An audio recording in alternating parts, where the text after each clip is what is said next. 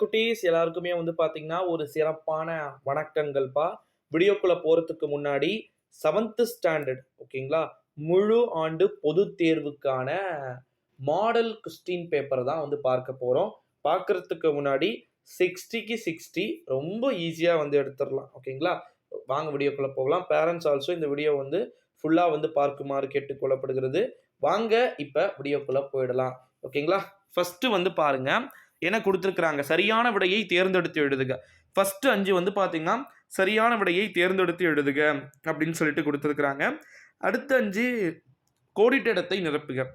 அடுத்த 5 வந்து பார்த்தீங்கன்னா, பொறுத்துக. அதுக்கடுத்த 5 சரியா தவறா? அடேங்கப்பா! இதெல்லாம் வந்து பார்த்தீங்கன்னா 20 மார்க் ஃபர்ஸ்ட் 20 மார்க் எல்லாமே எனக்கு கரெக்ட்டா தெரிஞ்சுச்சு அப்படின்னா, அந்த ஃபர்ஸ்ட் 20 மார்க்க ஜஸ்ட் வெறும் 10 அல்லது 20 நிமிஷத்துல எழுதி முடிச்சுட்டு, நம்ம அடுத்ததுக்கானது போயிடலாம். இப்ப அடுத்துக்கானது வந்து பாருங்க, என்ன குடுத்துருக்காங்க அப்படின்னு வந்து பார்த்தீங்கன்னா, 2 மார்க் கொஸ்டின்ஸ் வந்து குடுத்திருக்கிறத நம்மளால வந்து பார்க்க முடிகிறது. சாரி. அடுத்த ஒப்புமை தருக வந்து பாருங்க, அதுவுமே வந்து கேட்டிருக்கிறாங்க. ஓகேங்களா? அதுக்கு ஒரு 5 மார்க் வந்து குடுத்திருக்கிறதையும் நம்மளால வந்து பார்க்க முடிகிறது. அது முடிச்சிட்டீங்கன்னா தான், அதுக்கப்புறம் தான் 2 மார்க் வந்து கேட்குறாங்க. இப்ப 2 மார்க்கு, அப்புறமா 5 மார்க் அவ்வளோதான் முடிஞ்சிருது. 1லிருந்து ஸ்டார்ட் ஆகி 12 2 மார்க் குடுத்துடுறாங்க. 11த் சாரி 7த் சயின்ஸுக்கு ஓகேங்களா? 7ஆம் வகுப்பு மாணவர்களுக்கு அறிவியல் பாடத் தேர்வுல 7 2 மார்க் வந்து குடுக்குறாங்க. அந்த 7 2 மார்க் மோஸ்ட்லி வந்து புக் பேக்ல இருக்கக்கூடிய 2 மார்க்காகவே இருக்கிறத நம்மளால வந்து பார்க்க முடிகிறது அப்படின்னு வந்து சொல்லலாம். அதுல ஃபர்ஸ்ட்டு நிலா ஓர் ஒளிரும் பொருளா? காரணம் கூறுக அப்படின்னு சொல்லிட்டு. ஃபர்ஸ்ட்டு ஆம்னா ஆம் அப்படின்னு சொன்னீங்கன்னா 1 மார்க்கு. இல்லைனா இல்லை அப்படின்னு சொன்னீங்கன்னா 1 மார்க். அதுக்கான காரணம் கூற்று தருகக்கு 1 மார்க். அடுத்தது 2வது எதிரொலிப்பு விதிகளை கூறுக அப்படின்னு சொல்லிட்டு கூறியிருக்கிறாங்க. 3வது வந்து பார்த்தீங்கன்னா, 4 வகையான விண்மீன் திரள்களின் பெயர்களை எழுதுக அப்படின்னு சொல்லிட்டு சொல்லியிருக்கிறத நம்மளால வந்து பார்க்க முடிகிறது. 4வது பிஎஸ்எல்வி மற்றும் ஜிஎஸ்எல்வியின் விரிவாக்கம் தருக. ஓகேங்களா? எக்ஸ்பான்ஷன் வந்து கேட்டிருக்கிறாங்க.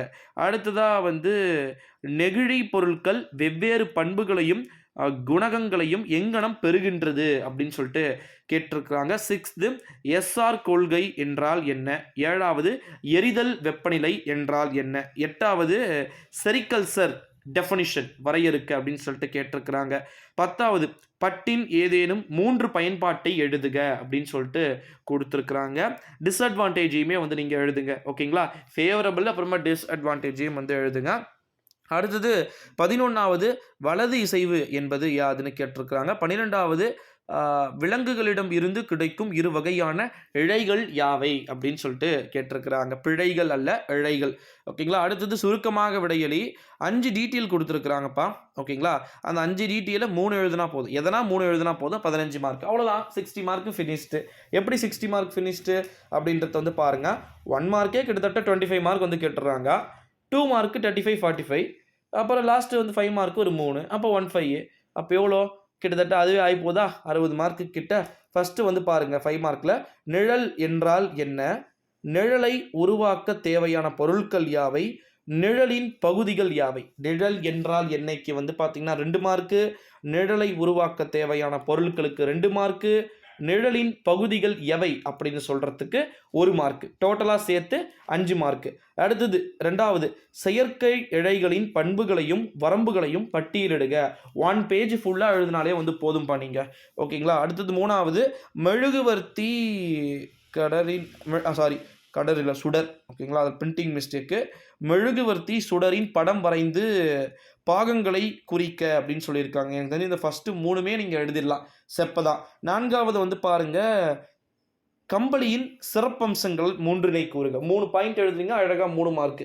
அடுத்ததா வந்து பார்த்தீங்கன்னா, கோழி பண்ணையில் காணப்படும் பொதுவான 2 நோய்களை கூறுக. 2 மார்க். அவ்வளோதான் முடிஞ்சிச்சு. அடுத்தது வந்து பாருங்க, புவி மைய மாதிரி என்றால் என்ன அப்படின்னு. அதுக்கு 2 மார்க். நெகிழிகளையும் செயற்கை நெகிழிகளையும் எரிப்பது நல்லது கிடையாது. ஏன் அப்படின்னு சொல்லி 1 கொஸ்டின் அவ்வளோதான்ப்பா. சிம்பிளா செப்பையா வந்து முடிஞ்சிருது.